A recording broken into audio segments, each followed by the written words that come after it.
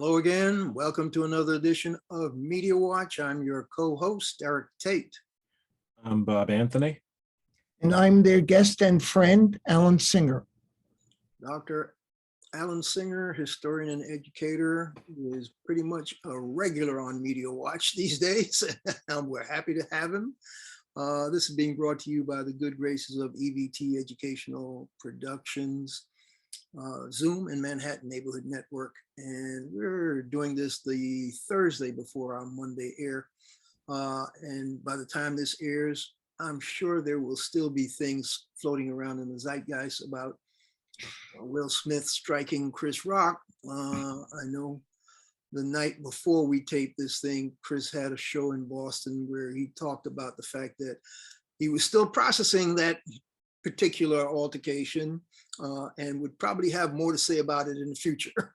So I kudos to Chris Rock for taking the high road and being the adult in the room at the time. Interestingly enough, Alan, I saw that Kareem Abdul Jabbar post that you sent, which is interesting because I'll leave you to orate on that. But back in the day when he was coming out of high school, I was at Holy Cross and they asked me to go talk to the Lou Alcindor to see if I could recruit him for the Holy Cross basketball squad. And I actually met with him, and I made the pitch, but I knew exactly that this was a pitch against a stone wall because that kid had so much talent. We knew he was going to a major outfit, which of course he did and made history.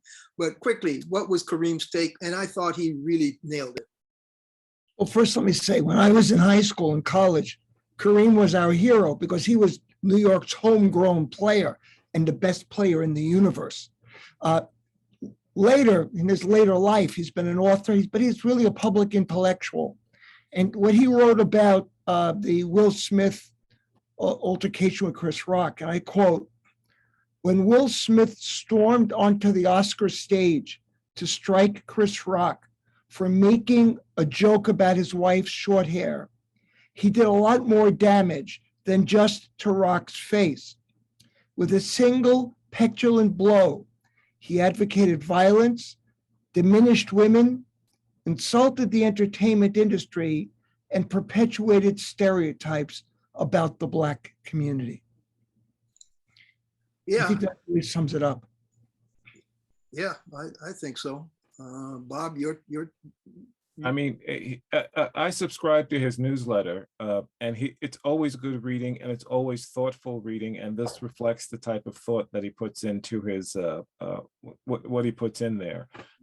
If you read it, and if you just Google Kareem and Substack, Substack, you'll find the newsletter, and it's excellent reading because it's so balanced, and he talks about the damage it does to Black men, because we're always stereotyped as having short fuses and going to violence easily. So it's a very good read, and coming from Kareem, it hopefully it'll get, well, it is getting widely read. It's been shared as much as any Substack newsletter as I've seen. Yeah, his take was as good a take as any I've seen on that altercation. But of course, our foot-in-mouth new mayor of New York City, of course, didn't understand the sequence or the significance of that altercation. Alan, you have a report card on our, let's do that report card real quick so we don't spend our whole show on him, because we could, but his foot and mouth disease pertains to just that. What was his take on that, and where else is he falling down? Well, let me say, I had high hopes for Eric Adams because I think what Bill de Blasio did is underscored the importance of competence because his lack of competence. But so far, Eric Adams has made a number of missteps that are unfortunate.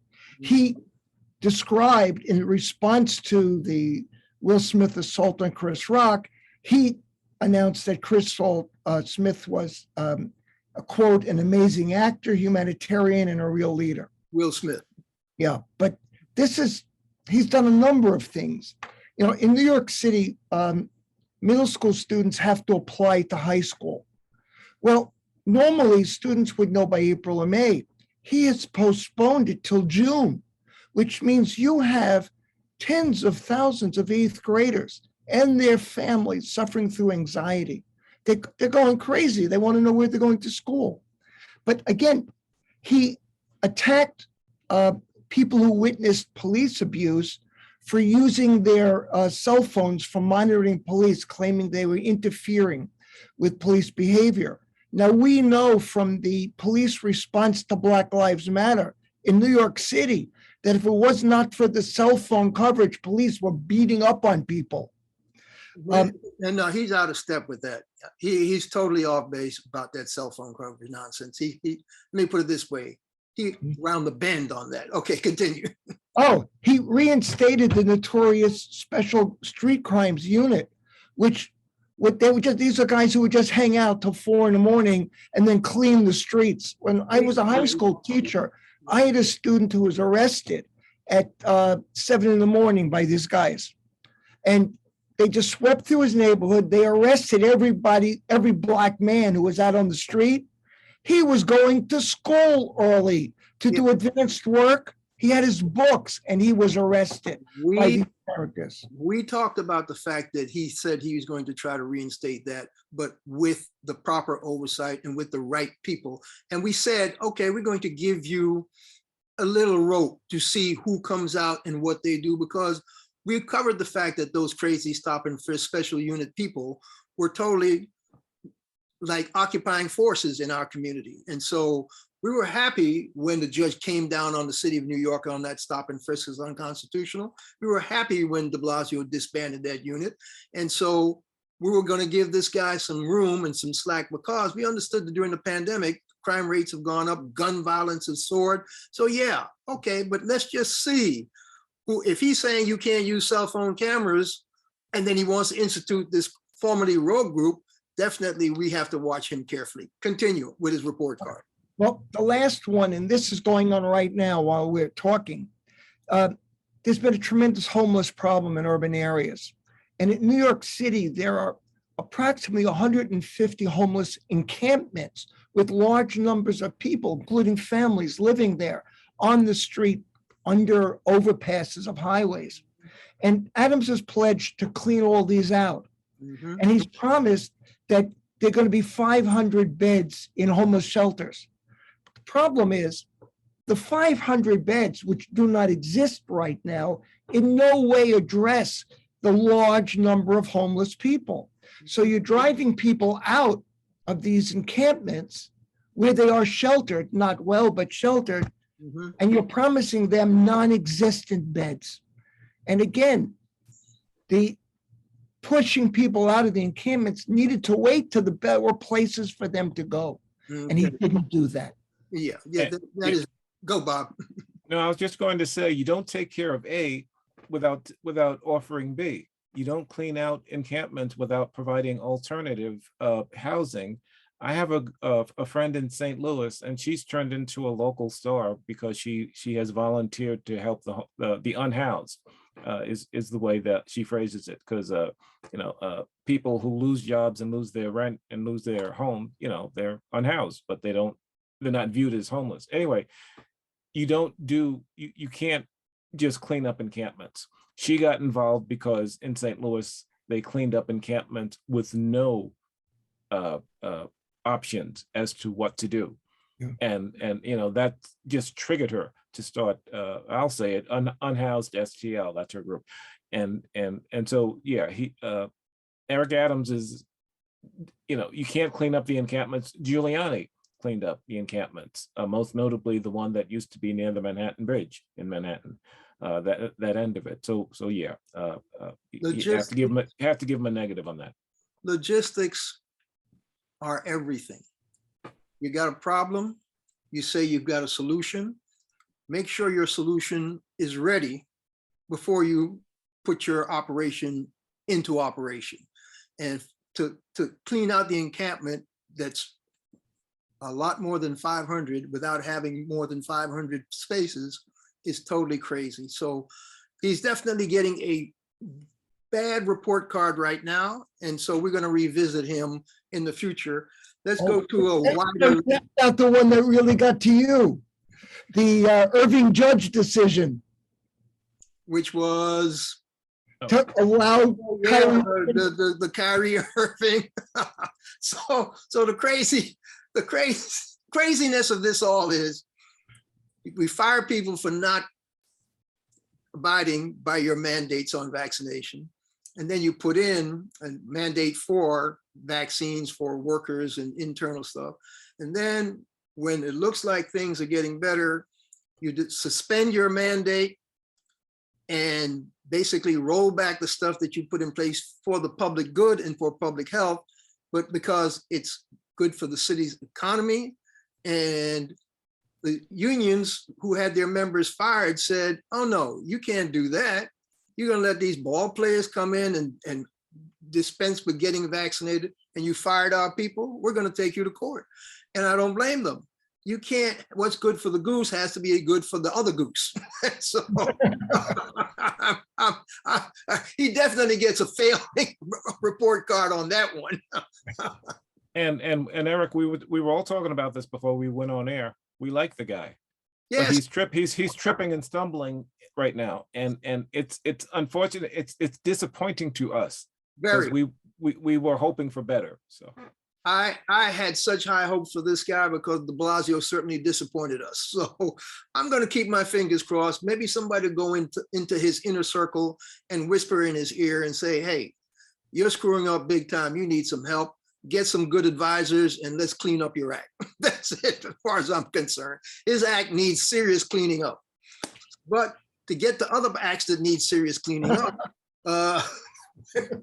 where are we with the fact that people are calling for the resignation or impeachment of Supreme Court Justice Clarence Thomas? That's an act that definitely needs cleaning up a hell of a lot more than Eric Adams' act needs cleaning up. So the stories I saw was Virginia Thomas, Ginny Thomas as she's called, the Clarence Thomas's spouse, is knee deep in January 6th stuff with text to Mark Meadows about make sure this election pretty much you bring, what did he see? He's quoting some Q-Anon, we're going to have to bring in the Kraken or some crazy phrase like that. But she's knee deep in basically aiding and abetting this coup, if I'm paraphrasing these stories I've read. Tell me guys, what, because I think the January 6th committee now wants to call her because of all these text messages, right? Well, look, this is there are a couple of things that are really crazy, other than the fact that she spent months trying to overturn the election and violating the United States Constitution. But it now turns out that Donald Trump's phone logs are missing for 7 hours.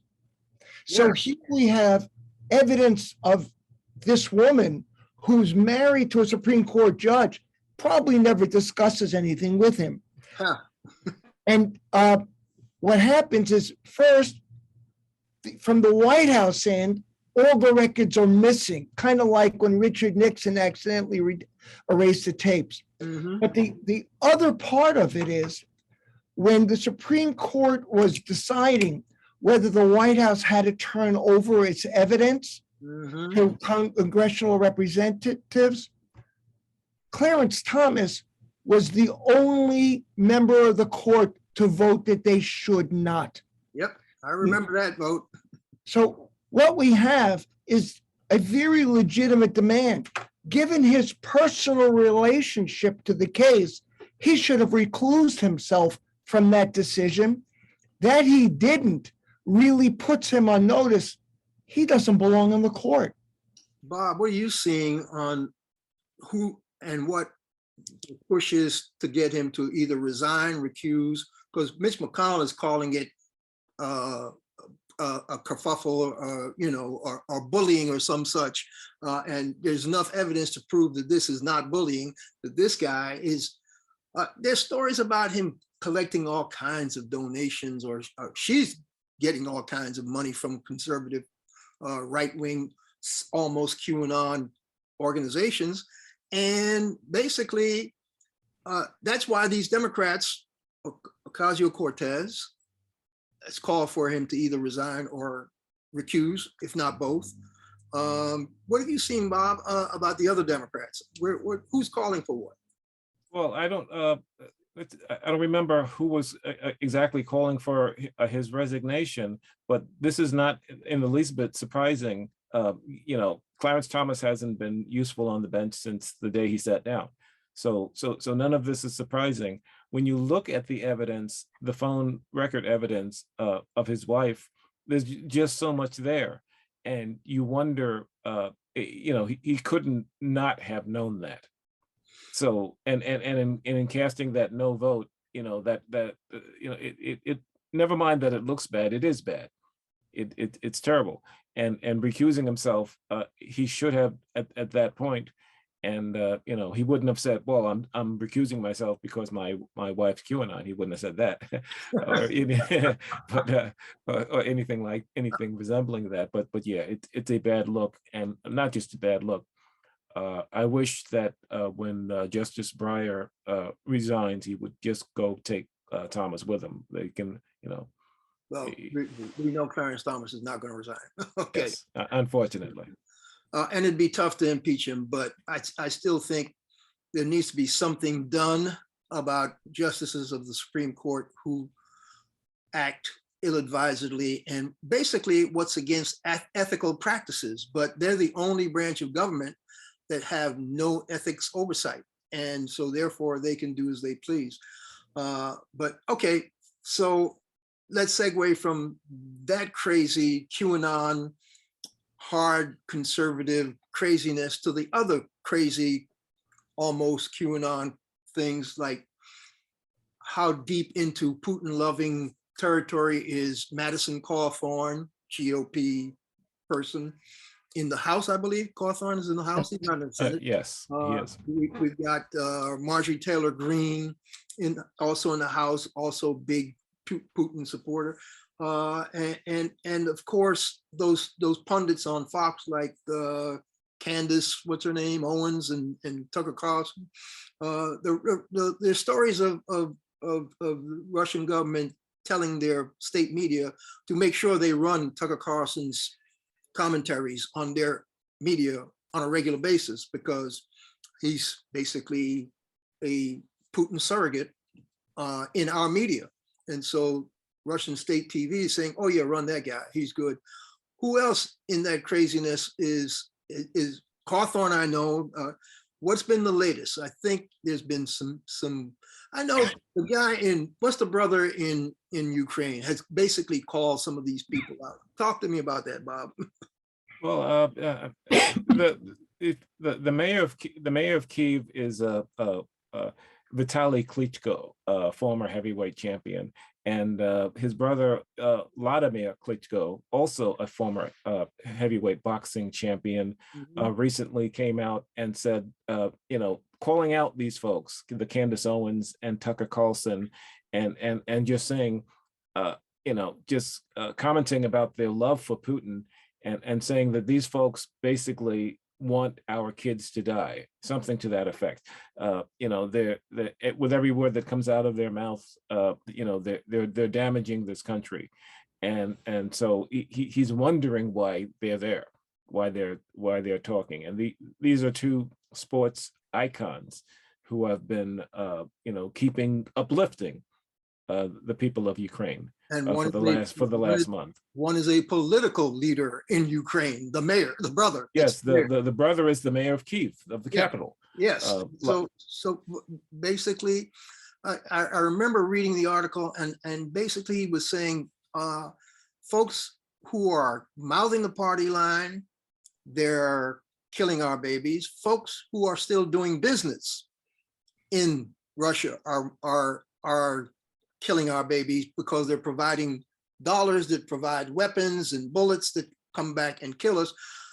What's your list, Alan? Because a lot of corporations stop, but there's some key corporations that are still doing business with Putin and Russia.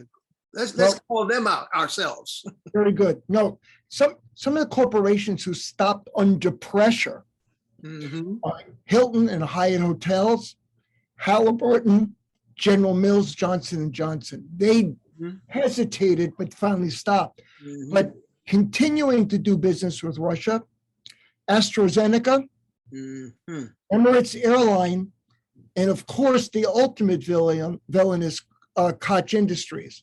Koch The Koch Industries. brothers, the Koch brothers. Yeah, the Yeah. Koch brothers are the major right-wing financiers in the United States, Yeah, and right. they refuse to stop business operations with Russia. Because they're a big white supremacist company who started out in the old John Birch Society days, and they're the power behind ALEC. They're the ones. They love Putin because Putin and his country is supposed to be more homogenous, and so therefore they've been supporting. I can see why they're still in Russia. Okay. This is the thing. They're going to make a lot of money also off of the boycott of Russia, because there's now a new call for new drilling for oil, especially in the Canadian tar sands, putting in new pipeline. They're heavily invested in this.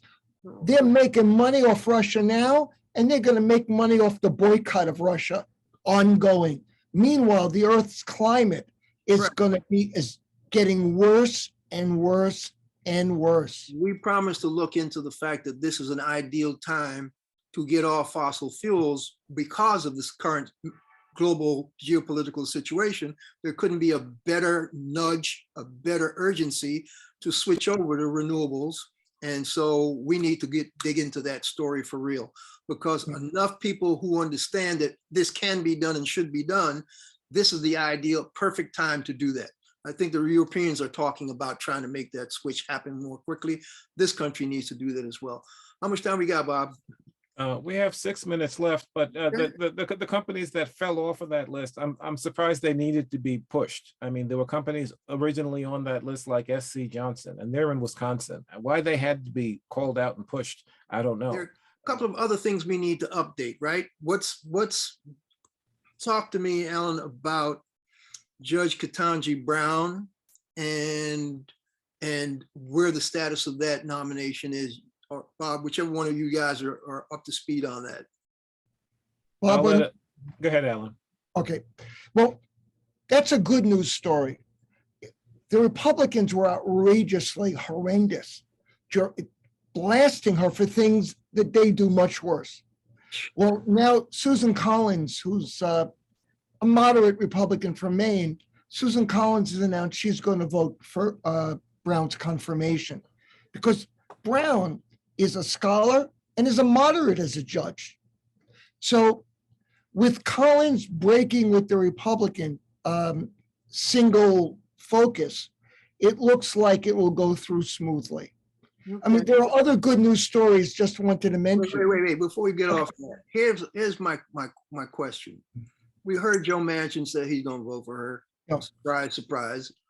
Haven't heard anything from Kirsten Sinema yet. So who knows whether she sticks with the Democrats on this or not. But explore for me, is Mitt Romney thinking of possibly voting for Ketanji Brown, or is he talking about, no, he's going to stick with the Republicans? And where's Lisa Murkowski? We don't know, Okay. but this is the thing. The Mitch McConnell has kept a tight ship in the Senate and not permitted dissent from Senate Republicans. That Collins has gotten the okay to vote her conscience based on Brown's competence suggests that in the end, other Republicans will vote for her. But we don't know yet.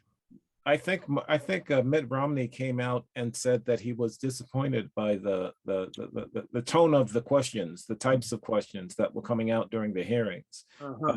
He didn't come out and say that he'd vote for her. But, You're right. Okay, that's Mitt all over. I hear you. And with Joe Manchin, as I always say, the proof is in the pudding. To quote one of those adages, we'll see what happens when it happens. Okay. Quick updates on stories. I saw a report where Alex Jones of Infowars infamy tried to a sop offer of $120,000 to the Sandy Hook families to make that case go away, and the families and their lawyers said, Thanks, but no thanks. We're going to have our day, and we're going to make sure you have a public reckoning. That for me is a feel-good story that hopefully they're going to nail him to the wall.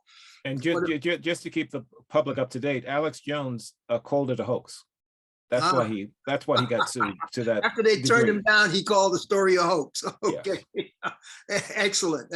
That's one way of playing defense. What about the Don't Say Gay bill that Ron DeSantis passed in Florida? I understand that was signed last week or early this week. When we air the show, would have been the week before or to that effect. But his gubernatorial opponent, who's actually the agricultural secretary of the state of Florida, she had a ceremony in her gubernatorial, in her not campaign, but in her governmental role at the state capitol, where she gave out some awards for Women's History Month, and a number of the recipients were LGBTQ folks, and they basically said, thanks to her, we gave that governor a slap in the face for trying to do what he's trying to do. I thought that was a great line because he needed a slap in the face for what he's trying to do to make people's lives so difficult. He also, by the way, vetoed the redistricting maps for the state of Florida because he thinks he can make a better gerrymandered map that will eliminate 2 Black representatives, even though they know there's a state law that's kind of dicey to try to make that happen. So much for DeSantis and his, but he is the new Trump. So we have to keep a sharp eye on him and what he's doing. What else? Like you say, Eric, he's trying to out Trump. Quick update on Malvern. Okay, Malvern is having an emergency meeting tonight, and it looks like they will finally change the name of the street named after the leader of the Ku Klux Klan. And the other good news is the United States finally passed a federal law outlawing making a federal charge for lynching. And the law is named after Emmett Till. And as some people said, it's wonderful it's being done. It's only like 70 years late. Great tag. This has been Media Watch, folks. I'm your co-host, Eric Tait. I'm Bob Anthony. Catch up to us on YouTube and Twitter at Media Watch EVT. And I'm their guest and friend, Alan Singer. Thank you for having me today. Thanks, Dr. Singer. Appreciate it. Folks, you be well, stay safe. Pandemic is now endemic, I think, and we'll catch you the next time.